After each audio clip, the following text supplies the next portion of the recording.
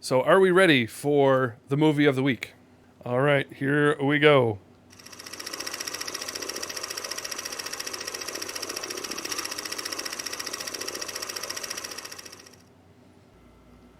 All right, so we're talking about Star Wars this week. Yes. And if you're just tuning in, we just overcame some technical difficulties there. And so we were just talking before about how the I asked the question, do we think that the sequel trilogy or the prequel trilogy was more divisive among fans? And what was it you said? I said the original trilogy was the most divisive. No, I'm kidding. I think the sequels have proven to be the most divisive, but in its day, the prequels were very divisive themselves. But I think because of the sequels, the fan base has become a little bit more unified over the prequels. There's still those who hold out over some of the more obscure choices of George Lucas for the prequels. But I think in general, it's safe to say that the sequels have caused a lot of the fan base to rally around the prequels and say there's a lot there that we like. Right. Yeah. What I found. Yeah. So then I mentioned the People versus George Lucas. Now that was before that came out before the sequel trilogy, and I think like it kind of went taking it all together, taking that documentary's sort of narrative into account. I think there's sort of it came in waves where I think the fandom loved like Phantom Menace right out the gate, but they didn't realize they were in denial. Mm. And a lot of the fans are telling their story, and they're like, "Yeah, I went, but we just didn't want to believe that it might not actually be that good." And that was after 10 times seeing it in the theater and blah blah blah. It was pretty funny, Yeah. but uh, but then they kind of went sour, and then the sequel trilogy came out, and now it's going back around, and they're like, "Oh yeah, well, I think maybe part of it's that they miss a pure George Lucas vision a little bit." And the things that frustrate them about the sequel trilogy kind of drive them back and go, well, at least we know this is canon over here, maybe it's something like that. I don't know. That's my theory anyways. But so generally, like, what we're going to do with movie of the week hopefully is attach it to some spiritual themes and Christianity and things like that. I want to do that, and I have some opinions, and this is where we might diverge or get into more interesting discussion concerning the sequel trilogy. But like, for me, I think we know, like, from watching interviews with George Lucas and things like that, he talks a lot about how he would mine ancient narratives, ancient myths, ancient values, and things like that in order to really appeal to a massive amount of people around the world with Star Wars. Um, and some of that did relate. I think he called himself a Methodist Buddhist at one point. I don't know. That sounds right. Yeah, but and so, like, you can say what you like about that, but there's no question that he touched on some really central cultural themes, which gave the movies the real staying power. Like, what would you have to say about that in relationship to Christianity?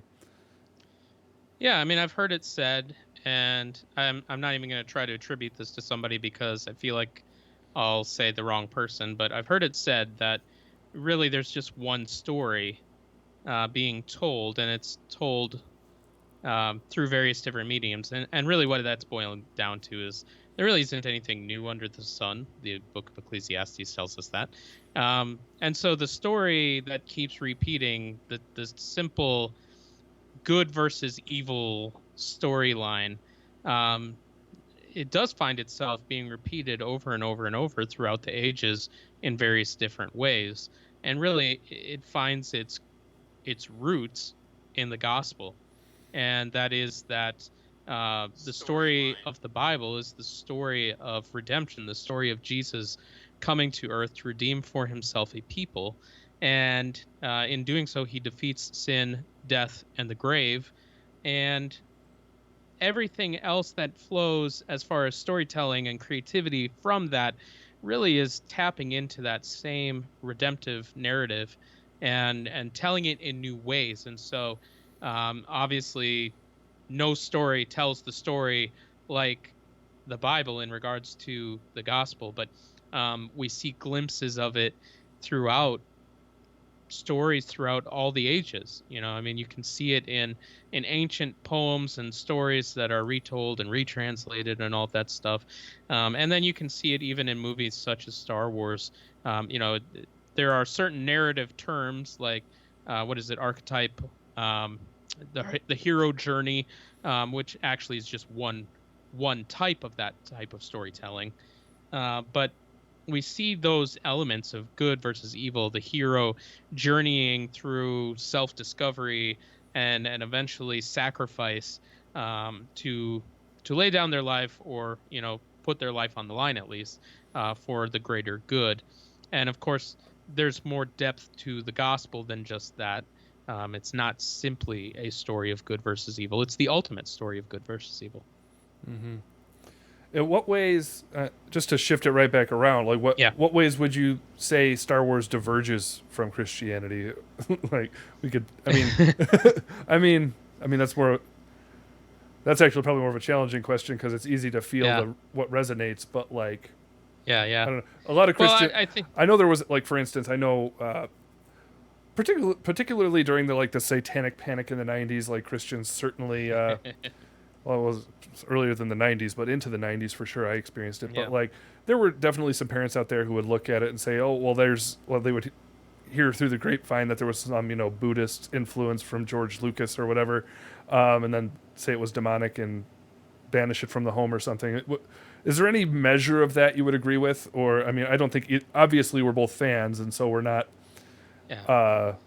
I don't think we're hyper reactionary, but like, do you think there's any legit, like, where would you say there's some legitimate like influences from like religious themes we would like definitely disagree with?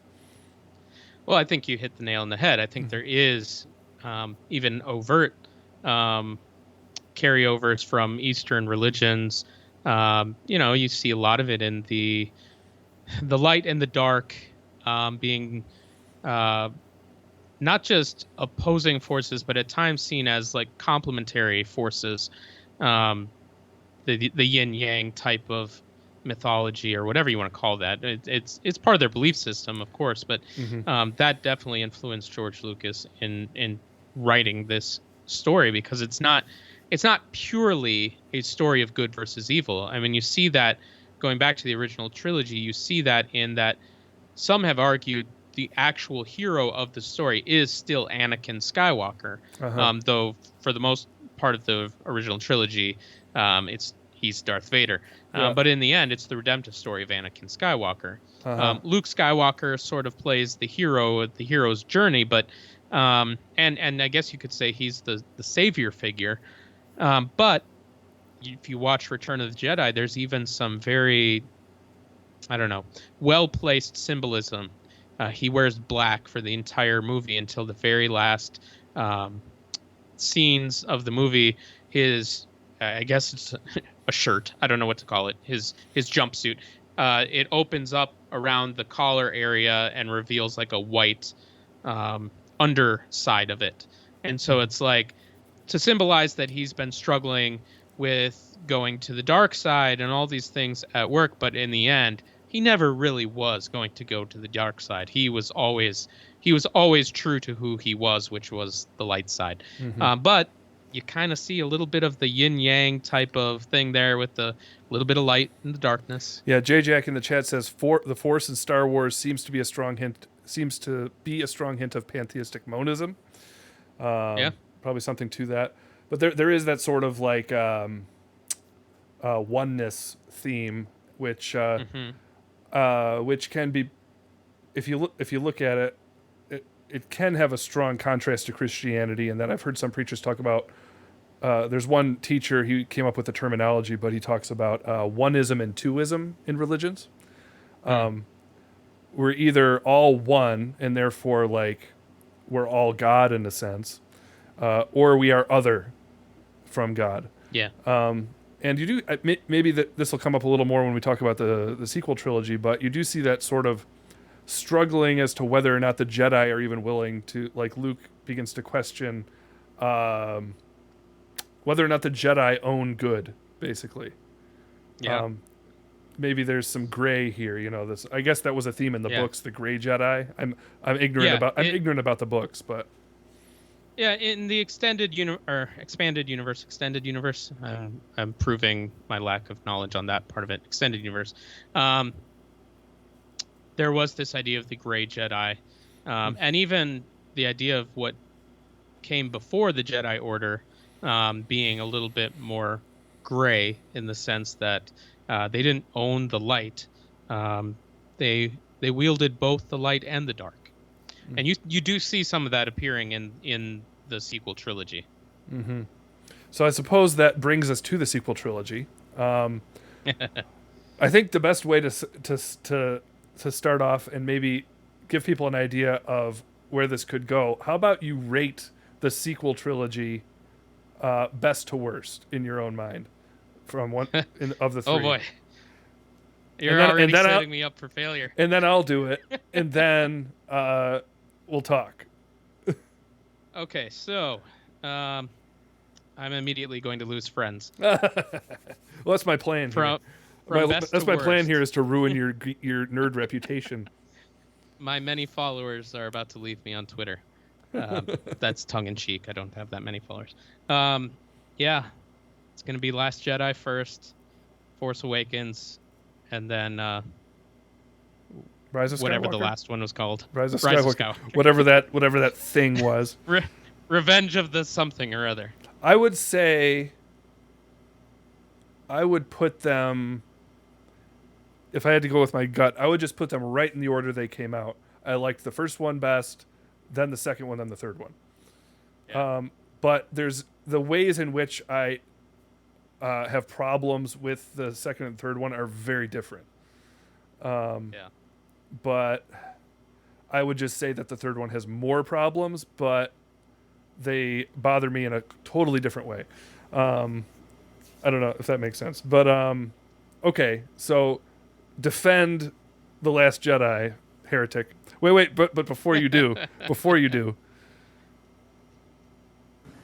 Blasphemy! there you go. Okay, go ahead, get started.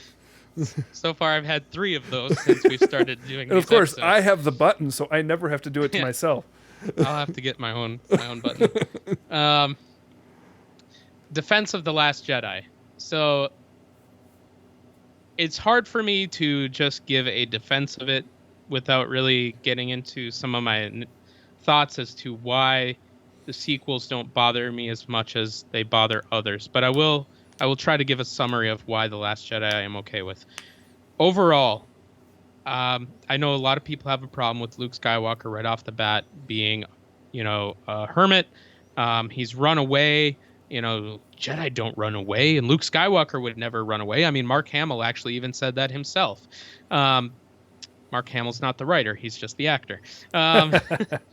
That's my opinion on that part. But actually, He also George says stupid Lucas, things on Twitter, so He does. So I like Mark Hamill Yeah, as no, an actor, and I don't agree with his politics. I unfollowed him on Twitter after a while because of some of that. But yeah.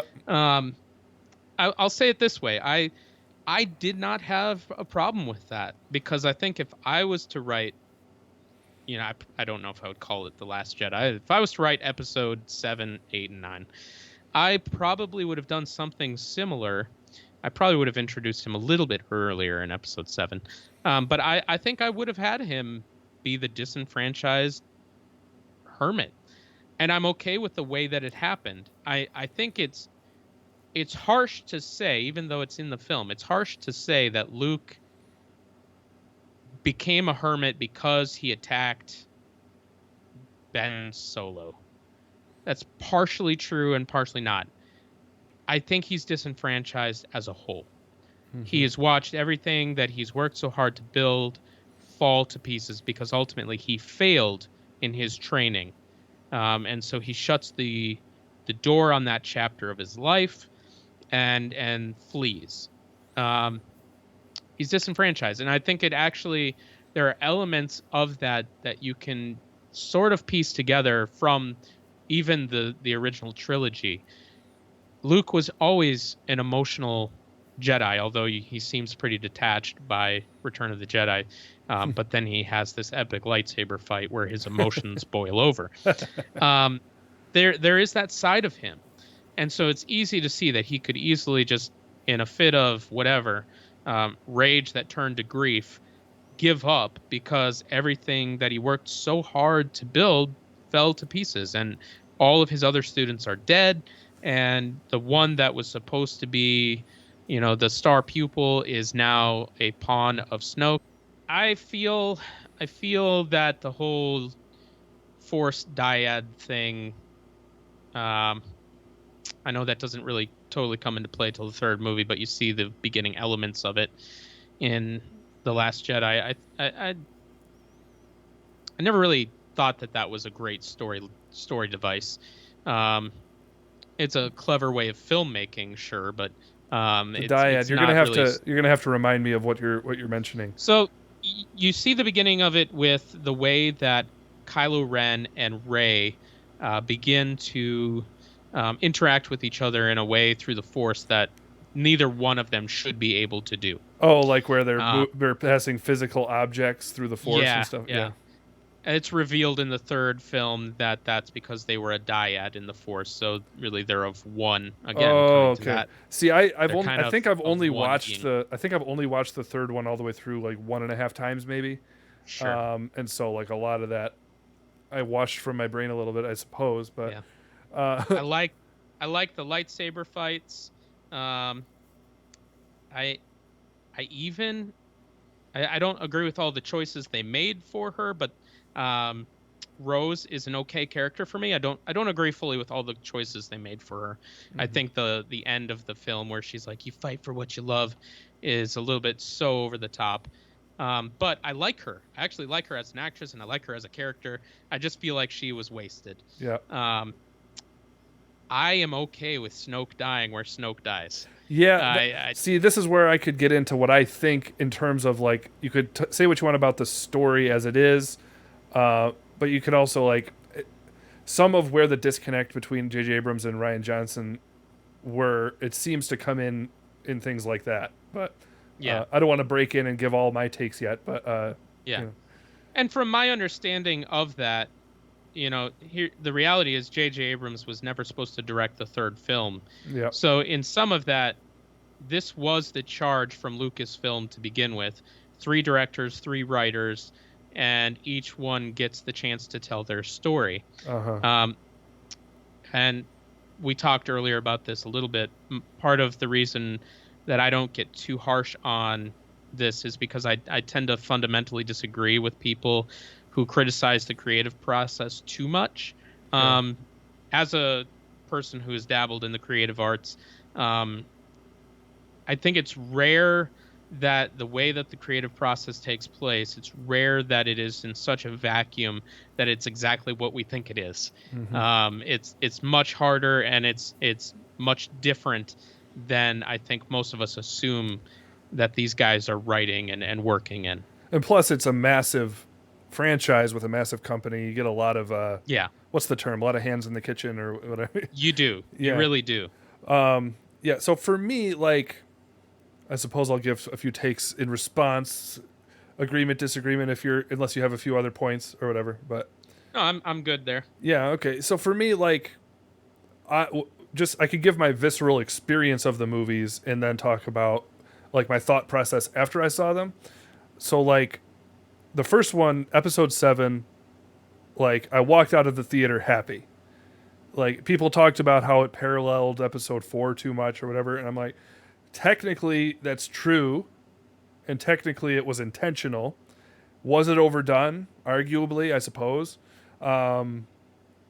Ray is a bit of a Mary Sue. People pointed that out. She doesn't like. She's just introduced being awesome at everything, and the world bends to her story to an extent and to her advantage in ways that it didn't bend for Luke. He had to struggle more, and that takes away from the hero's journey to an extent. Like I agreed with some of those criticisms, but I was still happy after the first movie, and I could feel what J.J. Abrams was doing.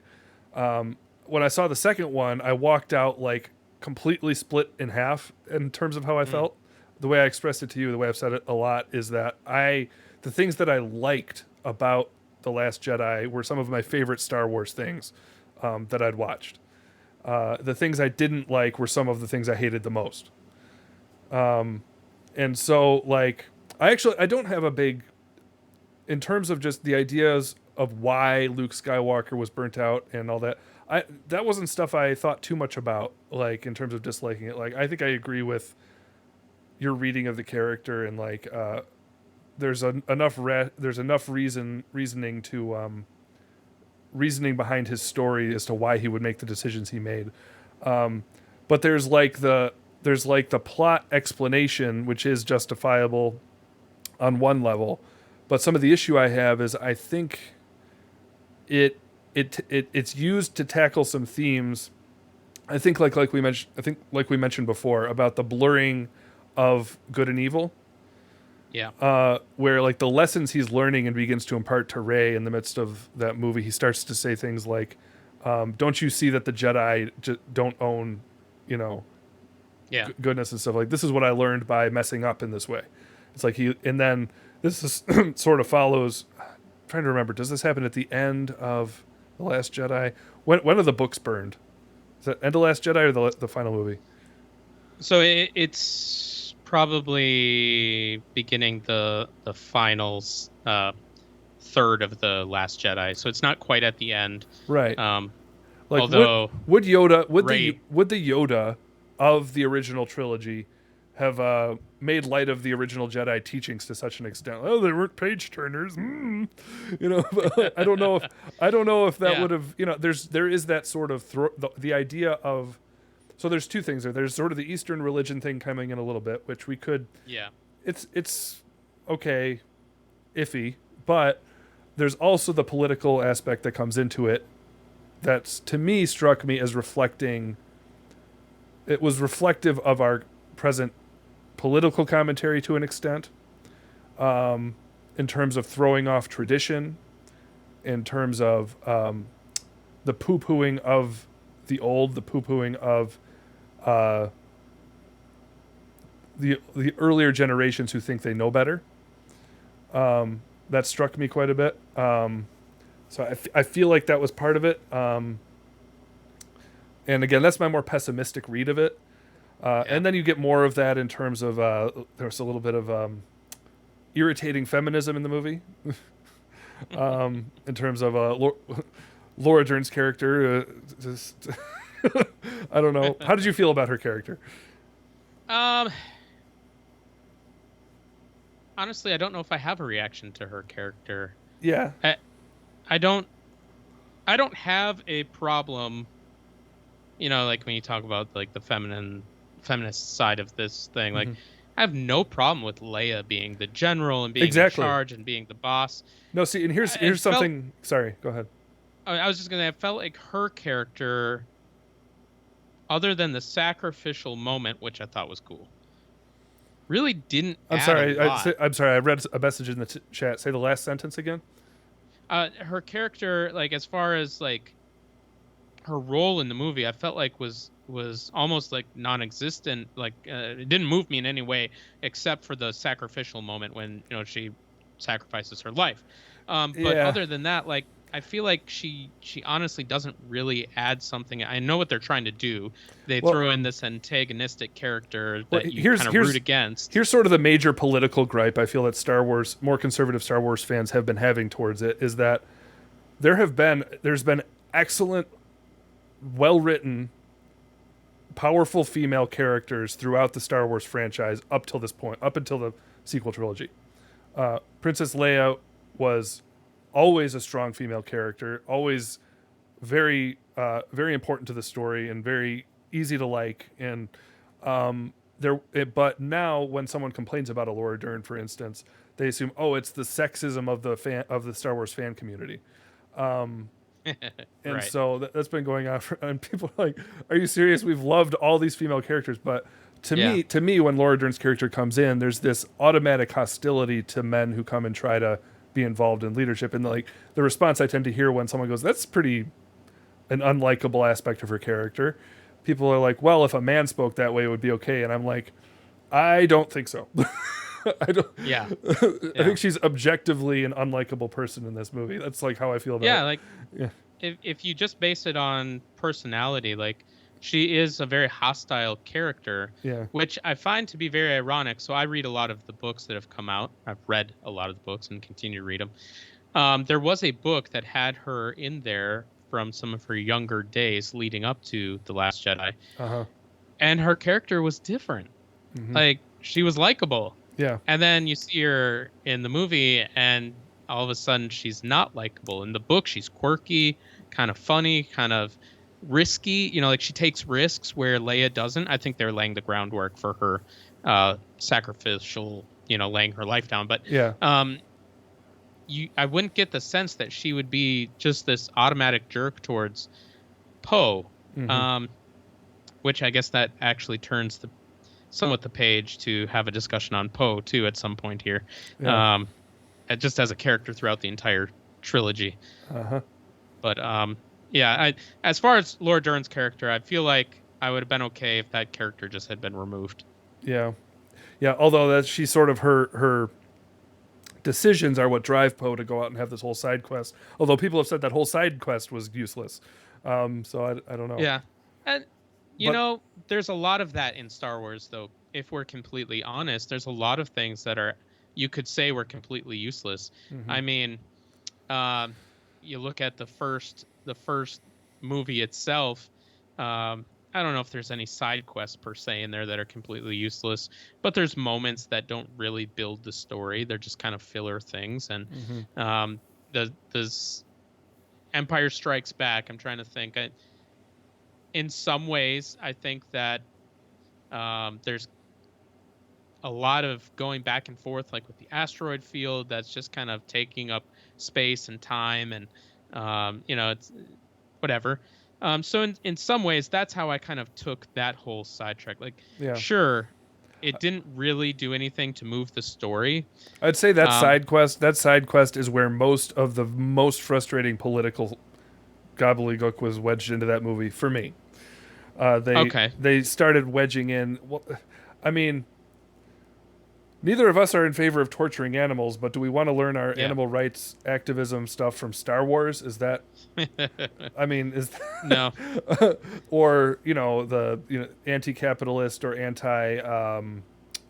They like the war profiteering stuff. It's like we know war profiteering's bad. Has that ever been a theme tackled in Star Wars though? And of course, like we know what these Hollywood producers, which political side of the aisle these particular political producers are going after with these things. I would say in some ways, maybe not quite as overt and not quite so heavy-handed.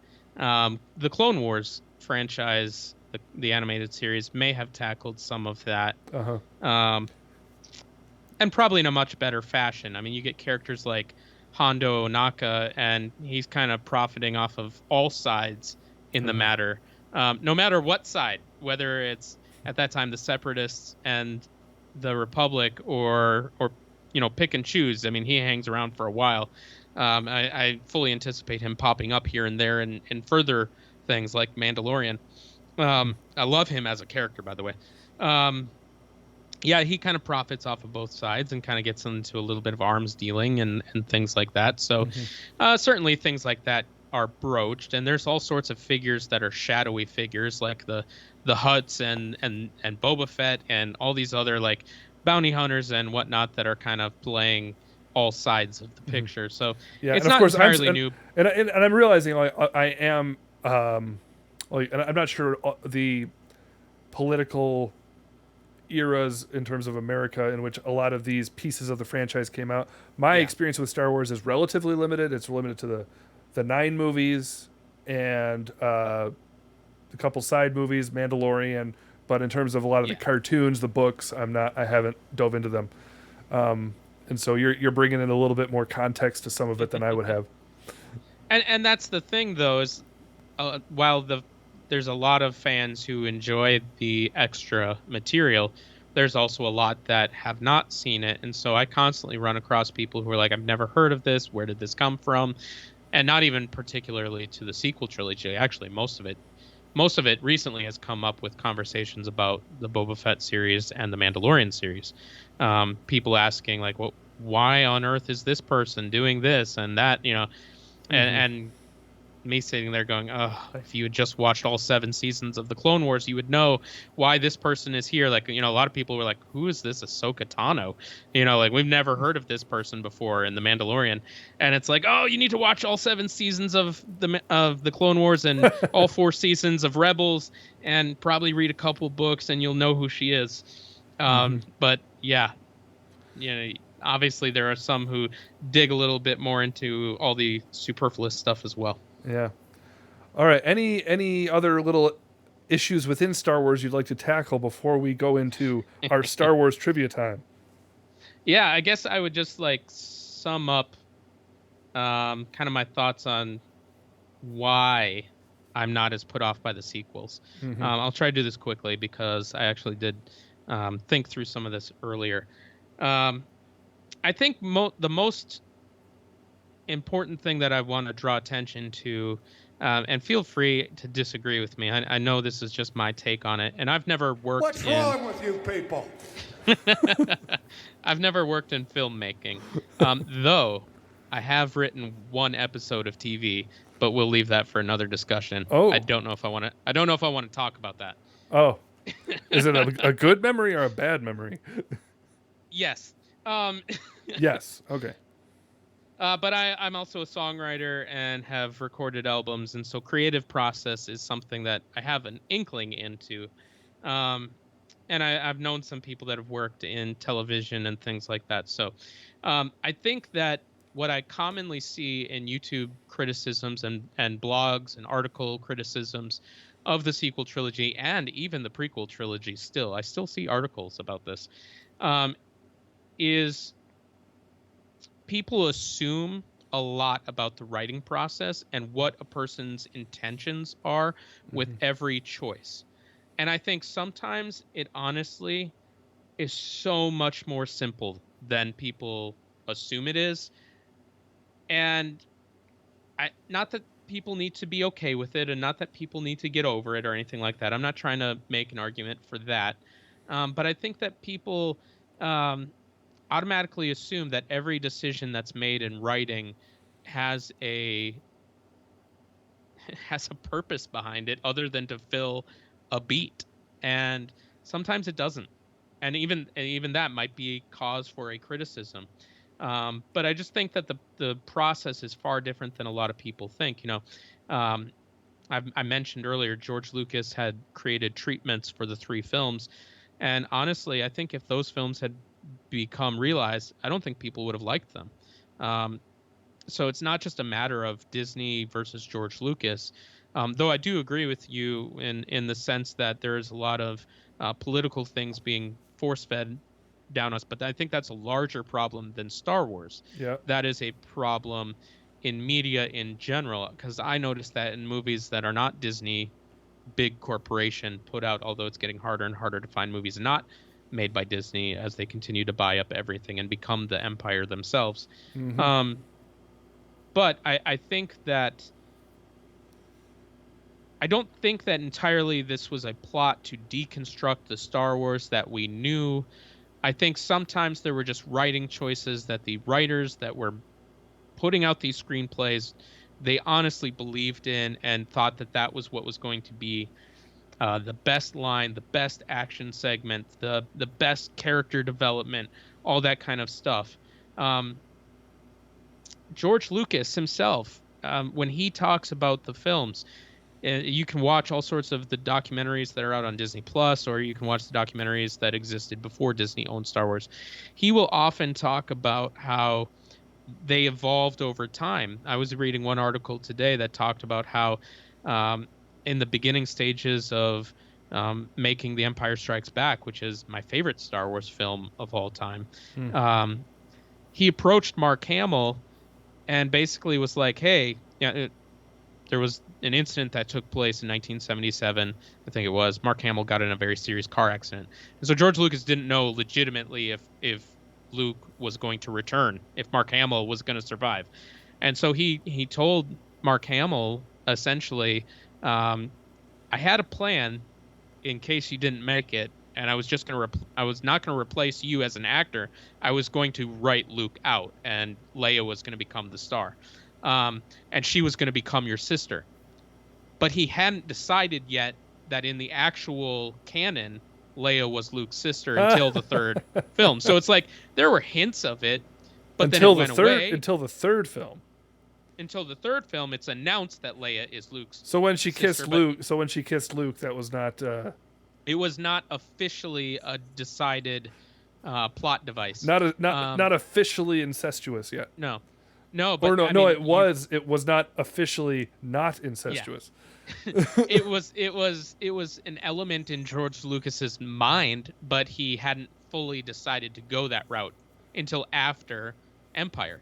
So there's things that are developed all the time in the writing process that things are being thrown out, literally discarded. For the first several drafts of the film, the hero of the story was Anakin Starkiller, and used to be. I do know one little nerd detail. It was going to be Revenge of the Jedi. Yeah, but then but Jedi don't take revenge, so. Yeah, so you see all these little things that show you that writing is not done in a vacuum. It's a real organic process, certainly, and sometimes the things that people analyze very in depth after the fact, I think authors and writers sit there and go, "I didn't know I was that deep." Okay, Yeah. And sometimes it is that way. I mean, Ryan Johnson, from the interviews that I've heard, seems like a pretty philosophical guy. I think he's a thinker. And so perhaps he fully intended to deconstruct Star Wars and do his own thing. But in the end, somehow there were things that hit me just in the right way. Mm-hmm. Whereas some of J.J. Abrams' choices, I'm left scratching my head. Now, as well, I think my biggest. Now, I was a little biased. I was a little biased towards J.J. Abrams when it first started with him because I liked Lost so much. And I like J.J. Abrams. Now, that's a question for possible future episodes. Have you watched Lost? I watched like the first 5 episodes, but I was like 10 years late to the party. Oof. I mean, some people are upset by the. Oh boy, we can't go off on a Lost tangent. I have too much. I have too much to say because I followed that show hardcore. A lot of people were disappointed with the ending, with some valid reasons, but well, anyways, I would recommend it, and then we could talk about it. But there we go.